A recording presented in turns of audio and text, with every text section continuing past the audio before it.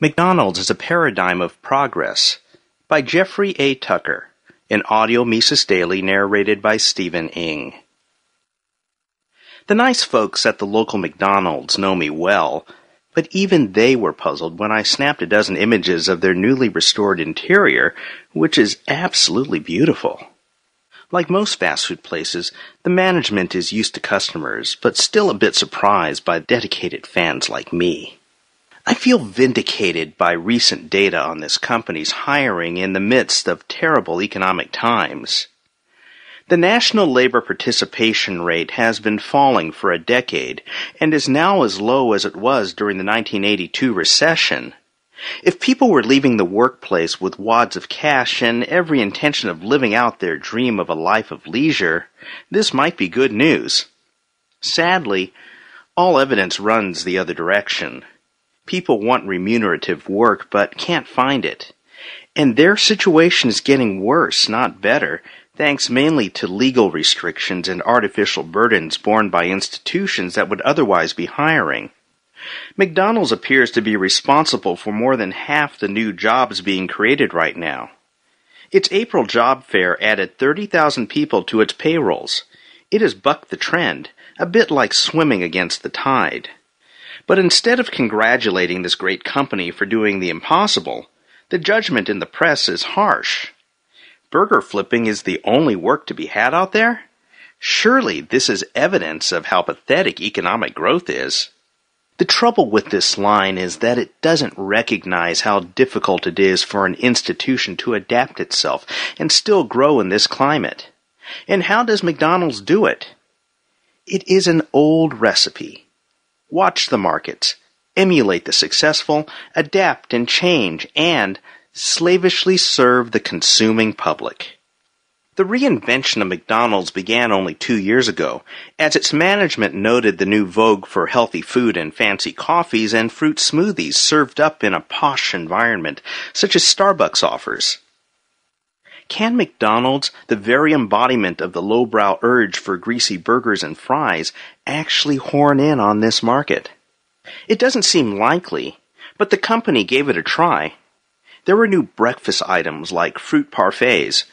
There was an apple and walnut salad along with many other premium salads for lunch. There was a new premium burger made of Angus beef, which to me tastes as good as a restaurant-style burger. There were new fruit smoothies that taste as good or better than the ones that cost twice as much at the hip smoothie bars. Not that McDonald's merely chases public fads.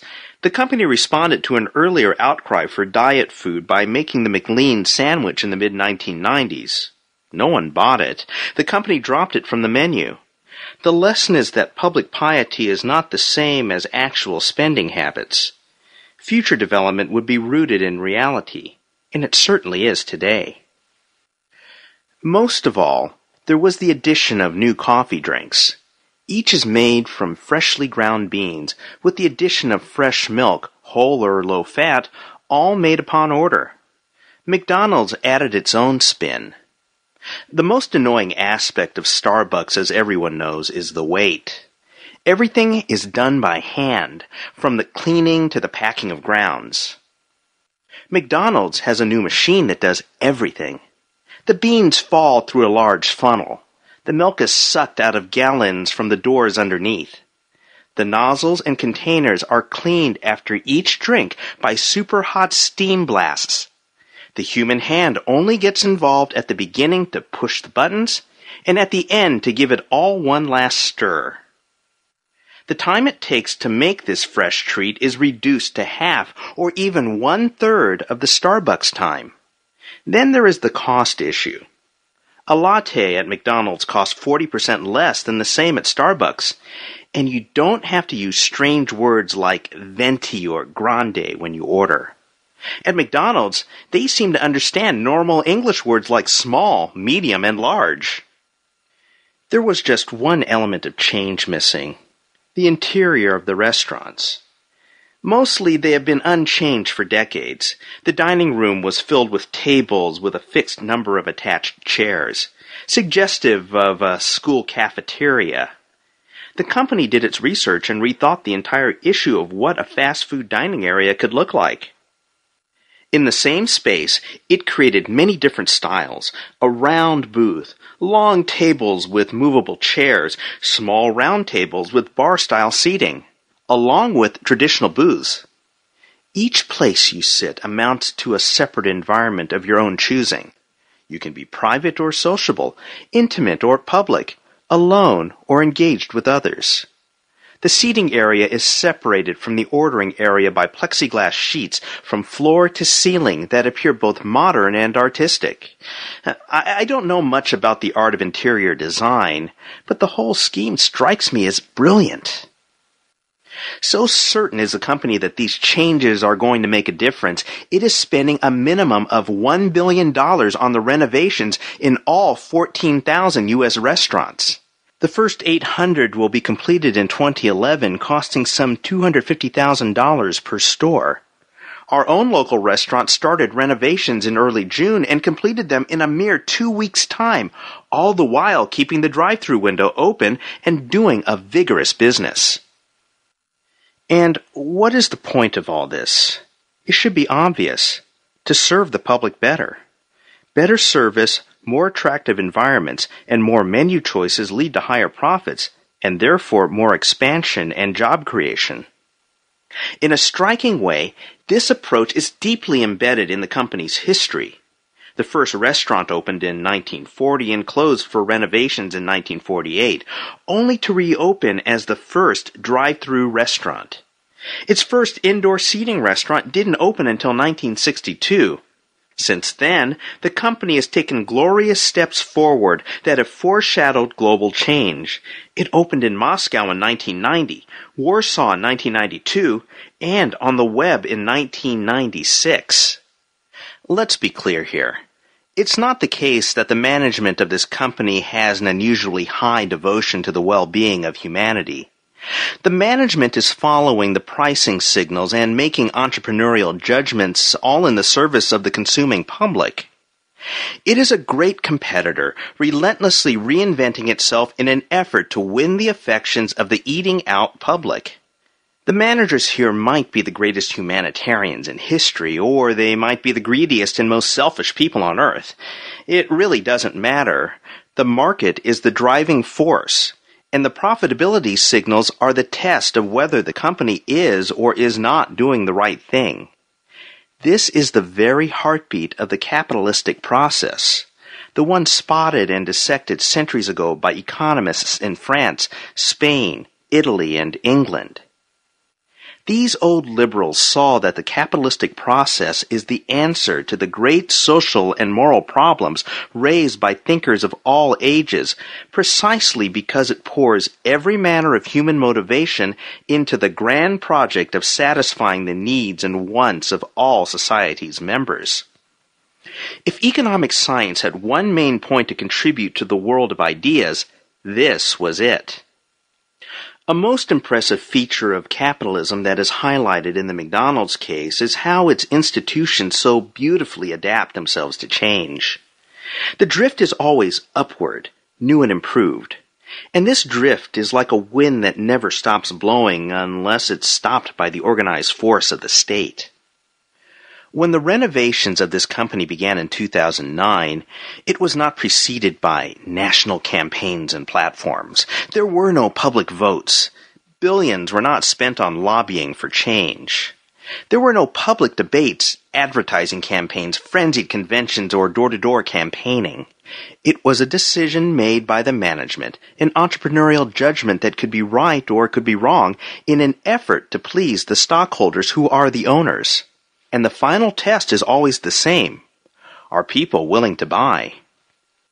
Meanwhile, in the world of politics, decade after decade goes by with endless rounds of reinventing government, school reform, bureaucratic reform, rearrangement of spending priorities, and regulatory change to make stuff work better. In the end, it amounts to little or nothing. Crucially, there is no real test to determine whether these changes were worth the cost or whether they really accomplished the goal. In politics, it is not even clear what the goal is. And, of course, the result is predictable. There is no change, no reinvention, no real improvement. The addition or removal of the king consumer from the process of reform amounts to a fundamental change in the whole raison d'etre of an institution. It's true that McDonald's is not entirely sustained by the market alone, and even overly scrupulous libertarians have jumped on the attack. It's true that it has been reported that some of its business loans were backed by TARP money after the crisis of 2008, and, of course, it benefits indirectly from subsidies on corn and the like. By the same token, it is also wickedly punished by the state, paying 30% taxes on earnings and shoveling some $2 billion into the federal treasury every year. All money that might otherwise be used for capital upgrades, dividends, or expansions. The crucial way to tell a predominantly market-based company from a state-based company is to investigate its primary institutional interest. Does it serve the state, or does it serve the consuming public? There can be no question where McDonald's is on this spectrum. And the result is not just a beautiful model for serving up food, but a beautiful model for social service in general. McDonald's is a prime example of how the market has overcome a fundamental human problem, getting enough to eat. This is a problem that has vexed the whole of humanity from the beginning of time.